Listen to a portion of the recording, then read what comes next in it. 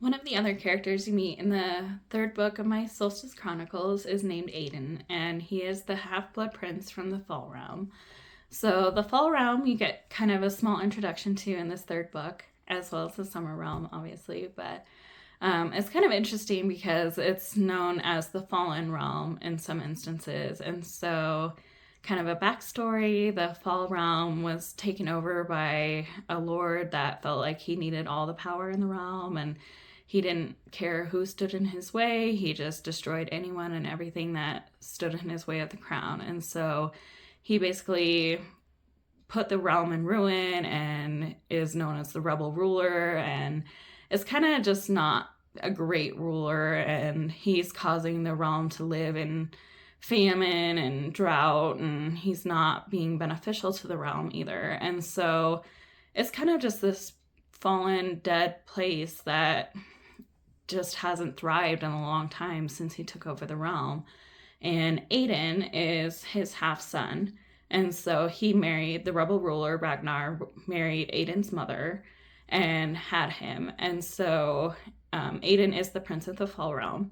And he always just wanted to bring the harvest back to his realm and bring his realm back to its former glory. And you see that a lot in the fourth book, especially in the Beauty Revealed in the Fall book. But in this book, you kind of just get the first introduction to him and Amber, and Aiden is kind of touted as the weak prince. He does have an older half brother who is Ragnar's full son, and he is just a huge guy, but he's also very mean and heartless, kind of like his dad. And he's always been kind of the brute of the family, and his dad has always viewed him as like the leader and all that stuff. But because the Council of the Seasons won't let Ragnar be seen as king, he knows that Aiden is his only chance to have an heir on the throne. And so he puts up with Aiden kind of throughout his life as kind of the weakling prince who always is daydreaming and loves music and all this stuff. And so he's never viewed as a very strong prince, and he's just kind of there to fill a space and do what his father tells him to. But you kind of see a change in him throughout this book, and especially in the fourth book, since that one is more about his story. But you just see a lot of kind of angst and disappointment and feeling like he's just not worth it or very prominent in the kingdom, and he's kind of just a puppet for the king and for Lord Ragnar, and just does whatever he tells him. And we find out early on that Aiden is sent to the Summer Realm to enter into an arranged marriage with Princess Amber to unite the Fall and Summer Realms. In the very beginning, you find out that Gabriel and Ariana, the prince from the Spring Realm and the queen from the Winter Realm, are going to get married. And so the Summer and Fall realms are kind of like, oh no, they're going to be married. They're going to strengthen their kingdoms with that kind of alliance. And so out of that invitation for a wedding, it kind of sparks this idea of, we probably need to stand up as well to make sure that we're safe and we cover all our bases. But you kind of just see Aiden kind of strung along, and he finds out all kinds of secrets about his past and his family and his realm, even throughout the book, that kind of just change and shape him. And his interactions with Amber are very different too. He's very protective of her when he meets her finally, and he wants more than just an arranged marriage with her, but all these different things that are threatening both of their realms kind of prevent them from exploring that relationship and seeing if they can even have that relationship without just being an arranged marriage, you know. But he does face some difficult things as well. There's one point in the book where he discovers that he has this special gift that he could have used all these years to bring back the harvest to his realm. And he's faced with a choice of either giving that up to save Amber or keeping it so he can save his realm.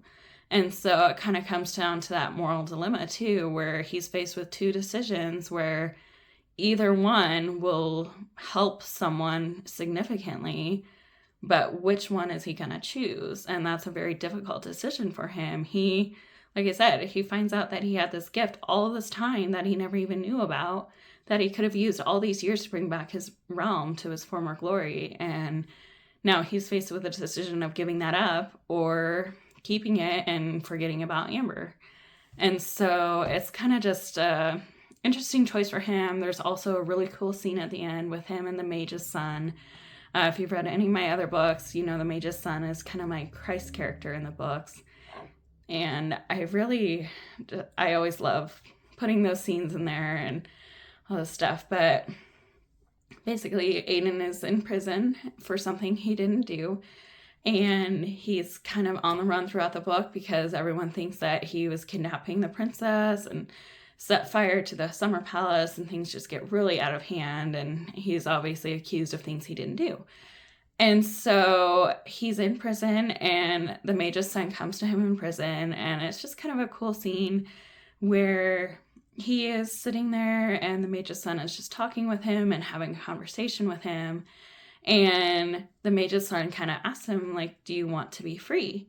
And Aiden is like, well, do you have a key to get out of the prison? Because that's the only way I can see how I can get out of here. And the mage's son just asks him, do you want to be free? And Aiden kind of goes on like, well, yeah, of course I do. Why wouldn't I? And the mage's son kind of goes into how some people have that door wide open for them to leave their prisons and they don't. And so it has to be Aiden's decision to want to leave that prison. And just kind of the idea, like I keep reiterating with the church and believers, a lot of times we can get trapped in our worlds and we don't even realize it, or we've just openly gone into those prison cells and we don't even care. And so it has to be our choice to leave that prison. And we have the option to leave. The door is wide open for us to leave. But it has to be our choice to leave that prison. So it's kind of a really cool scene between him and the mage's son. And the mage's son kind of works with both Amber and Aiden to kind of show them they are more powerful than they think. And they are stronger than they think. And they can save their realms together, and they have a great power and gift within them to do that and help each other as well. So it's just really cool. I love his interactions with all the characters and stuff, but especially with Aiden and Amber in this book.